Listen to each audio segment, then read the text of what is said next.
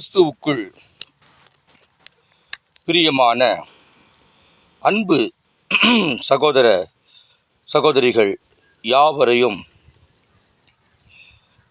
என் அருமை ஆண்டவரும் உலக இரட்சகருமாகிய எம்பெருமான் இயேசு கிறிஸ்துவின் ஈடு இணையில்லா நாமத்தினாலே நான் உங்களை வாழ்த்துகிறேன். இந்த நிகழ்விலே அன்பாக அழைக்கிறேன். அன்புக்குரியோரே, இது நான் மறுபடியும் உங்களுக்கு சொல்ல விரும்புகிறேன். இது மிகவும் கடைசி காலமாய் இருக்கிறது. இந்த காலகட்டங்களிலே நாம் தேவனை ஏற்றுக்கொண்டு உன்னதமான தேவனுடைய குமாரன் இயேசு கிறிஸ்து என்று நம்முடைய நாவினாலே நாம் அறிக்கை செய்தால் நிச்சயமாக வருகிறதான உபத்திரவங்களில் இருந்து கர்த்தர் நம்மை விடுவிக்க அது பேர் உதவியாய் இருக்கும் என்று நான் உங்களுக்கு திட்டவட்டமாய் குறிப்பிட ஆசிக்கிறேன். இன்றைய நாளிலும் கூட சங்கீதம் 73 சங்கீதத்திலே நாம் ஒரு பகுதியை வாசிக்க கேட்போம். சங்கீதம் 73 27 வசனம் 28 வசனத்தை வாசிக்க கேட்கப் போகிறோம். இதோ உம்மை விட்டு தூரமாய் போகிறவர்கள் நாசமடைவார்கள், உம்மை விட்டு சோரம் போகிறவர்கள் அனைவரும் சங்கரிப்பீர். அல்லேலூயா.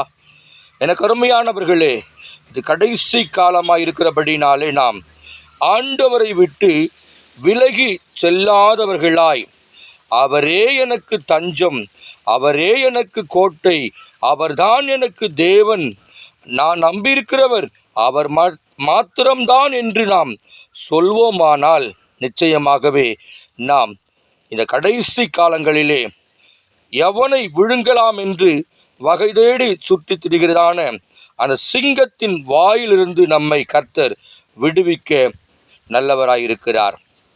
ஆனால் ஒன்றை மாத்திரம் நாம் செய்ய வேண்டும். இயேசு கிறிஸ்து உன்னதமான தேவனுடைய குமாரன் என்று நம்முடைய வாயினாலே அறிக்கை செய்யும் பொழுது கர்த்தர் நம்மை விடுவிக்கிறவராய் இருக்கிறார். அடுத்த காரியம் பாருங்க.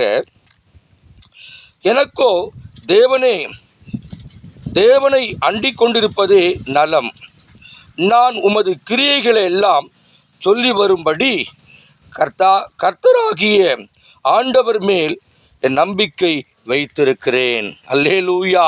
அவருடைய கிரியைகளை நாம் சொல்லி வரும்படி, அல்லேலூயா, அவர் மீது ஒரு நம்பிக்கை உள்ளவர்களாய் நாம் காணப்படுவோம்.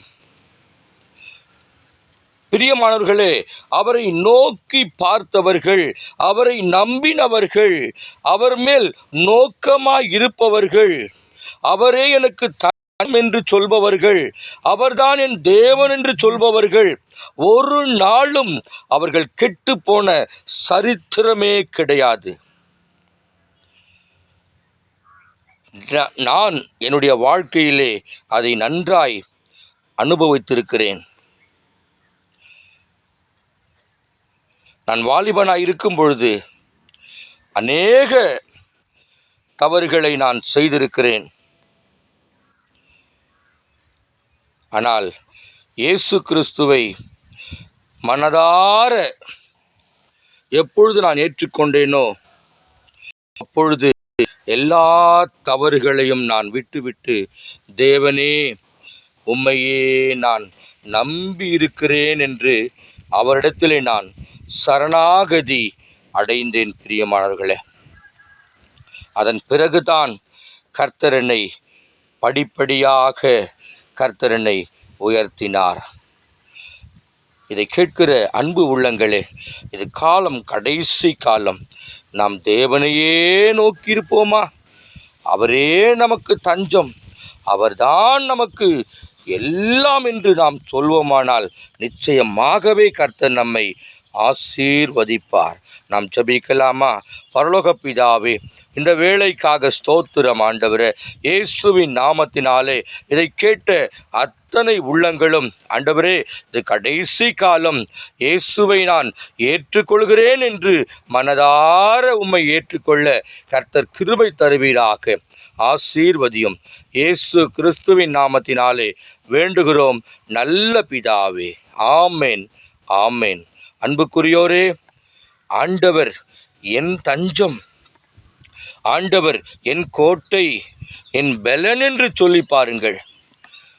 உங்களுடைய வாழ்நாள் கர்த்தர் எப்படி உங்களுக்கு ஆசீர்வாதத்தை அள்ளி கொடுக்கிறார் என்பதை நீங்கள் அனுபவிக்கலாம். கர்த்தர் உங்களை ஆசீர்வதிப்பாராக. ஆமேன், ஆமேன்.